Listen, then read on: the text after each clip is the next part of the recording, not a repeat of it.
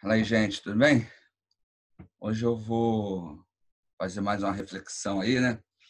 Está aí no primeiro domingo de maio, e o mês de maio aí é o mês da família, né? Nossa denominação geralmente trata esse período como o mês da família. Eu queria pensar em algumas ideias sobre a família nesse período que a gente está aí de quarentena, né? Espero que todos e todas estejam bem aí, estejam tranquilos, apesar das adversidades internas e externas, né? A gente tem muitos desafios, né, para lidar nesse momento, né? Mas a vida continua e a gente precisa seguir em frente, né? E a leitura, a meditação do texto bíblico é sempre importante, nos ajuda aí a relembrar de coisas, né, importantes, e também nos ajuda a ficar com o pé no chão, né? Falar de família hoje, eu queria pensar sobre os papéis, né, de cada um, né? Hoje em dia nós estamos muito mais perto da família do que há alguns tempos atrás, né? Porque, né, cada um saía para trabalhar, né? Quem trabalha saía para trabalhar, né? O filho ia estudar, né? As pessoas iam para a rua e tal, e a maioria das pessoas não passava tanto tempo junto, né, em casa, mesmo aqueles que estão trabalhando, né? Hoje estão ficando mais em casa, né? Já não se sai final de semana, né? A igreja mesmo, né? A gente não está indo, né? Então, a gente está, de uma maneira forçada, né, tendo que passar mais tempo em casa, mais tempo com o pai, com a mãe, né, com os familiares, com as pessoas que convivem, que moram perto da gente, né? De repente você mora no quintal e tem lá mais familiares ali, né? Tem um tio, tem uma avó, tem um sobrinho, e nem sempre isso é fácil. E o texto bíblico, quando fala da família, né, ele tem uma característica que diferencia muito da nossa cultura, né? Os casamentos na época bíblica eram arranjados, né? A relação de amor entre homem e mulher era uma coisa assim muito difícil, né? As mulheres casavam-se muito cedo, né? As promessas de casamento eram feitas muito cedo, né? A partir de 12 anos, né, já se prometia a garota, né, já se arranjava o casamento e o noivado, né? Os homens, no máximo, aí até 18 já estavam casando, né, sendo tudo feito de acordo com o que deveria. Então, os casamentos eles não tinham essa proposta que hoje nós temos, né, pelo menos de maneira geral, que é baseado no amor, né, no amor entre o homem e a mulher. Na cultura bíblica, era mais um arranjo comercial, era para manter a família, para manter o clã, para manter os negócios, né? E isso veio mudando a partir da, da Idade Média para cá, né? Que isso mudou bastante. E hoje, né, nessas relações de amor, né, a gente tem um desafio, porque o amor ele é um sentimento, como qualquer outro sentimento, ele acaba. Nós já falamos sobre o amor no texto bíblico, né? No Novo Testamento, para falar de amor, nós temos três termos, né? O ágape, o filos, e o eros, né? O eros é o amor entre homem e mulher, o filos é a questão da amizade e fraternidade, e o ágape é a caridade, né? Aquilo que eu faço pelo outro sem esperar nada em troca. E muita gente fala, o ágape é eterno, né? É claro que aquilo que Deus faz é eterno, mas ágape não é o amor de Deus, é a maneira de expressar esse amor, né? Que é um amor que age por nós sem esperarmos nada em troca. Mas quando somos desafiados a amar o próximo, o termo é ágape. Então eu tenho que fazer pelo outro sem esperar nada em troca. Então, essa relação de casamento baseada no amor, né? Ela engloba até esses três termos, né? O eros, o filos e o ágape, mas nós não temos uma palavra assim específica para expressar principalmente o tipo de relação que nós temos hoje. E é um desafio, por quê? Porque como é um sentimento, o amor ele acaba, né? Então, a mulher, o homem, eles precisam nutrir isso, precisam trabalhar para que esse amor ele não acabe, né? A cada instante, a cada momento, a cada dia ali, regando essa plantinha que é o amor, né? Com pequenos gestos, né? Com perdão, com a tolerância, com a compreensão, né? Quem está casado aí há 5, 10 anos sabe o desafio que é isso, né? Que tem 1, 2 filhos também não é fácil. né, ou até mais de 2 filhos, né? Não é fácil lidar com essas relações. Também as relações entre filhos e pais, né? Porque às vezes você, pai, mãe, né, projeta uma perspectiva em relação à criança, né, o filho ou a filha, o filho e a filha não correspondem, né? Ou às vezes você espera algo do seu pai e da sua mãe que não corresponde. Então, essas relações elas precisam ser tratadas e cuidadas diariamente. E hoje, como estamos mais perto, mais próximos, é um desafio muito grande, né? É um desafio porque nós precisamos exercitar mais a tolerância, mais o perdão, né? Exercitar mais a capacidade de entender e ouvir o outro e a outra, né? E dentro da família isso é muito importante. Então, nesse mês de maio, eu gostaria de pensar, nesse início do mês de maio, eu gostaria de pensar com você sobre essa importância que a família tem em nossas vidas. Porque pensa bem, uma coisa que esse período nos mostrou é que shopping não é fundamental, cinema não é fundamental, né? Passear não é fundamental, né? Aquelas coisas externas à sua casa não é o fundamental, não é isso que vai te dar segurança para a sua vida. O que dá segurança para a sua vida são as suas relações dentro de casa, né? São as pessoas com as quais você convive, e a sua família.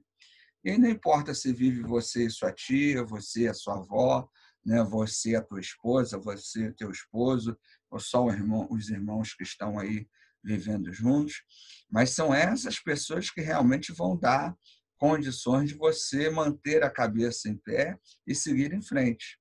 É uma coisa que estamos aprendendo nesse período de quarentena é que a família ela é fundamental, ela é base, ela é importante, né?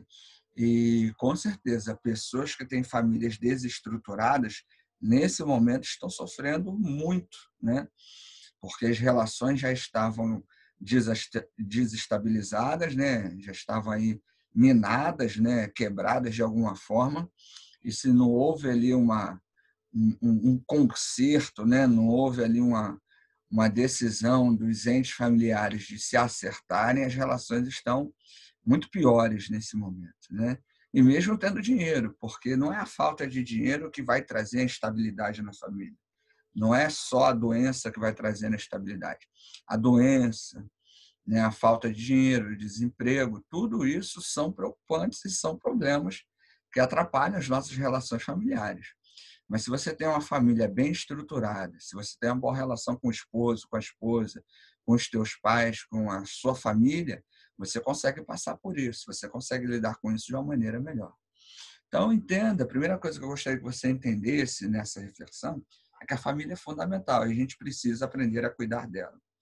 Para cuidar da família, a gente tem que cuidar também da gente mesmo, né? Tem que estar bem, você tem que se ver como um elemento de bênção na sua casa, na sua família.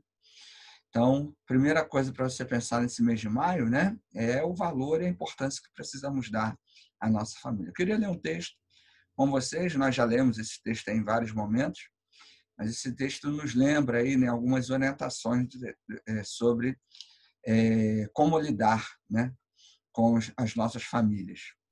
Lembrando, né, que o tipo de família na época do Novo e do Antigo Testamento não é igual ao nosso. Mas o parâmetro que o Novo Testamento dá é bem interessante, eu vou ler aqui para você. Efésios, capítulo 5, dos versos 22 até o verso 6, verso 4. Não vou ler tudo, né, mas só para você ter como referência, Efésios 5, 21, desculpa, até Efésios 6, de 1 a 4. Tá certo? Vou ler alguns textos. Então, 21. Submetendo-vos uns aos outros em temor de Cristo.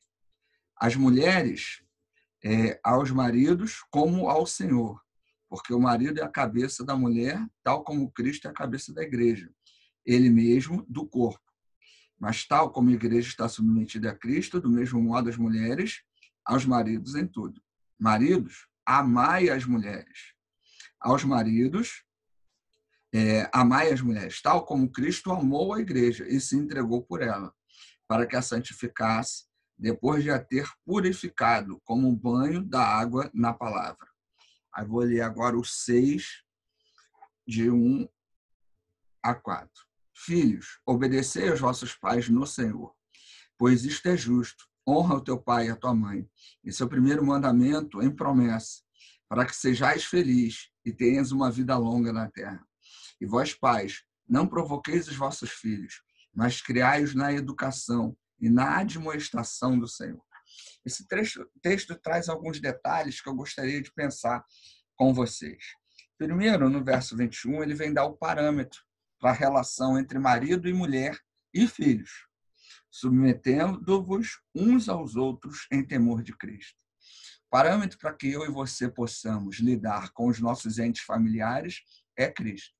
Então, quando eu me submeto a Cristo, quando eu obedeço a Cristo, quando eu sou servo, uma serva de Cristo, a minha relação com a minha esposa, com o meu esposo, com o meu filho, com a minha tia, com a minha mãe, com a minha avó, enfim, qualquer ente familiar, em qualquer configuração familiar, ela será diferenciada, porque Cristo vai ser a base.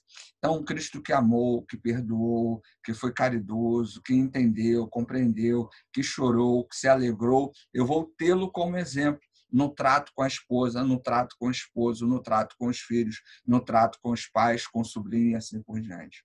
Então, entenda que, em primeiro lugar, né, você compreende que a sua família deve compreender que a sua família é algo importante, fundamental, e que a base para lidar com a sua família é Jesus Cristo. Ele é o modelo máximo. A carta aos Efésios apresenta Jesus como modelo de todas as nossas relações. Então, entendo, o casamento, né? Você ama o seu esposo, você ama a sua esposa, você ama pais, né? Você ama os filhos. E esse amor tem como base o exemplo de Jesus Cristo. Né? Ao lidar com o marido, ao lidar com a esposa, ao lidar com qualquer ente familiar, pense como Jesus agiria nessa situação. Pense qual seria a ação, a reação, o pensamento de Jesus. Né? O perdão dentro da família é importante, né?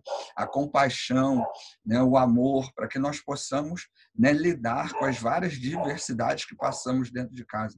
A compreensão, né? Para que tenhamos com o outro, né? Às vezes o marido, a esposa está no momento mais difícil, está mais ansioso, está mais ansiosa, tem problemas emocionais, tem problemas psiquiátricos até, né? Então o marido, a esposa tem que lidar com isso de uma maneira diferenciada, né? Mas mesmo aquele ou aquela que está doente não pode achar que isso é motivo para se vitimizar, né? Ah, é sempre a vítima, é sempre o coitadinho, é sempre a coitadinha. Entenda, você que está doente, você que tem mais dificuldade para lidar com as diversidades da vida dentro da sua casa, você também tem que olhar para Cristo e entender como é que Cristo agiria em meio a tudo isso, em meio às suas limitações. A gente vê Cristo, né? Quando ele está angustiado e ansioso, o que ele vai fazer? Ele vai orar, ele vai buscar. A gente tem ali o episódio do Jardim do Getsêmani, onde Jesus expressa tremenda angústia e ansiedade. E o que ele faz? Ele vai orar, ele vai falar com Deus. E a partir dali ele procura seguir e obedecer a Jesus Cristo. Então, independente, né, da forma como lidamos com as adversidades, Cristo é o nosso parâmetro. Cristo é o nosso modelo para lidarmos com as pessoas de nossas famílias.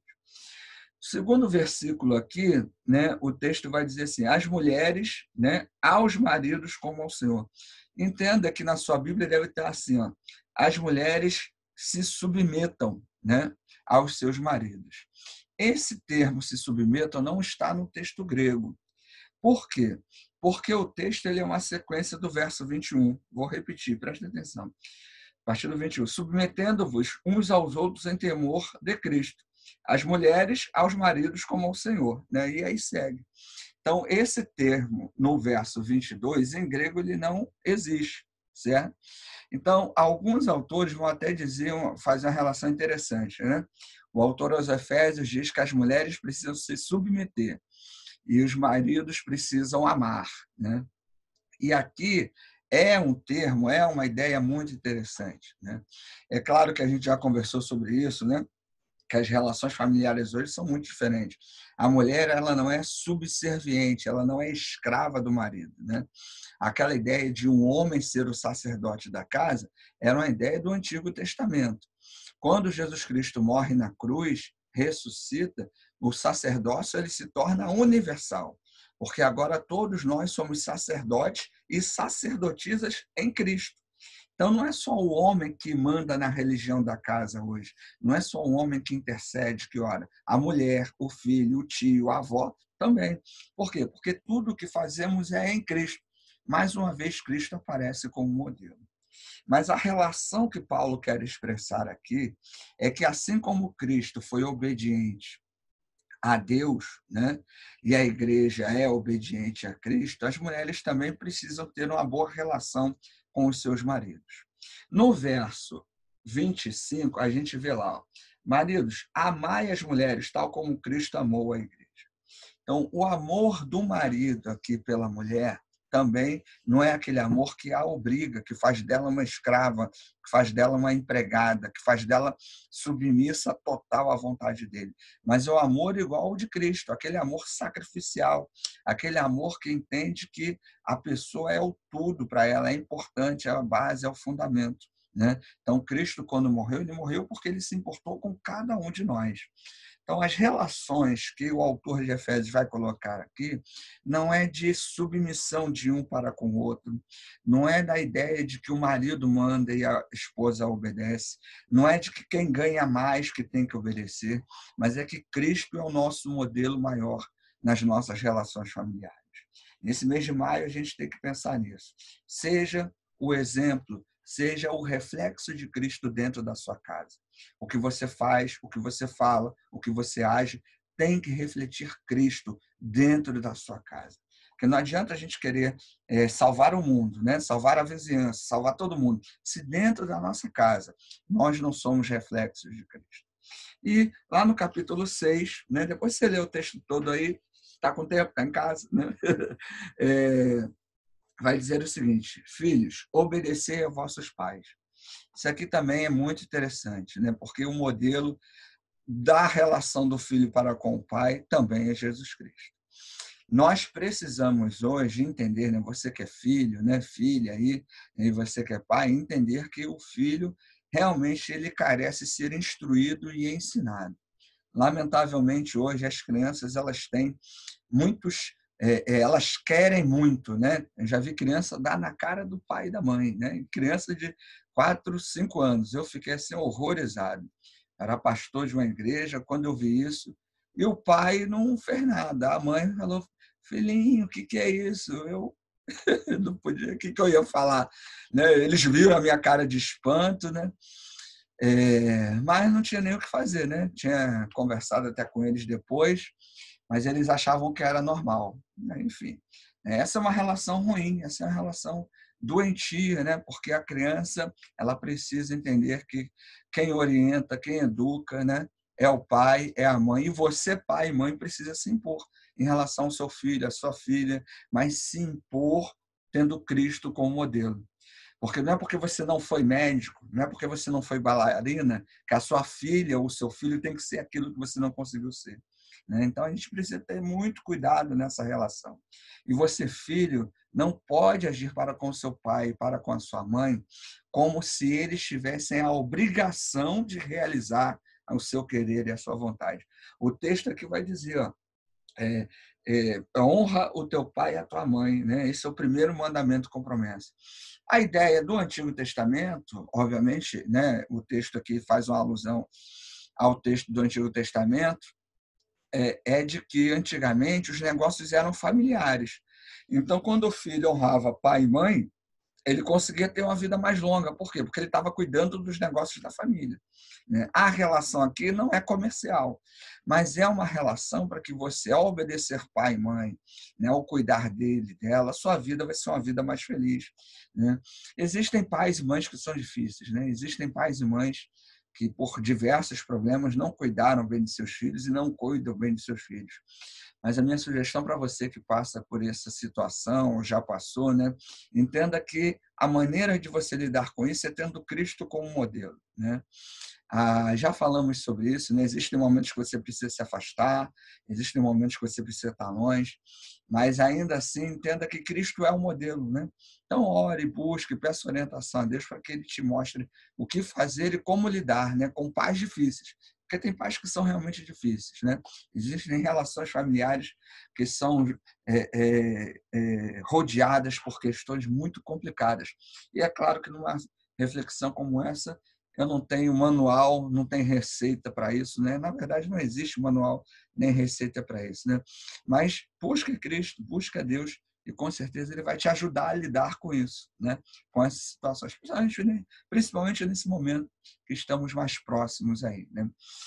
E o verso 4 aqui ele vai dizer: "E vós pais, não provoqueis a vossos filhos, mas criai-os na educação e na admoestação do Senhor." Esse também é um texto interessante que nos desafia a entender o nosso papel como pais e mães, né?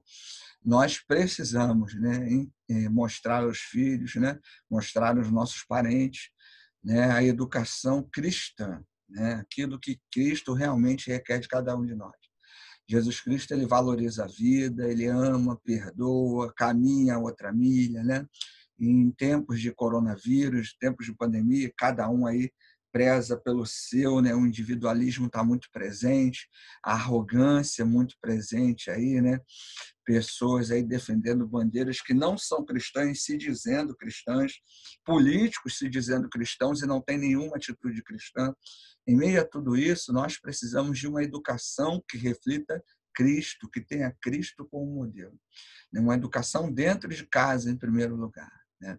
Então, você pai, você mãe, você tem um papel, né, muito importante nesse momento de mostrar para o seu filho, para a sua filha, o que Cristo faria em momentos de adversidade, o que Cristo faria em momentos de confusão, de medo, de ansiedade, como é que Cristo agiu, né? Então, a maneira como você fala, a maneira como você trata o vizinho, a maneira como você trata os seus entes familiares, isso vai refletir na educação do seu filho e da sua filha.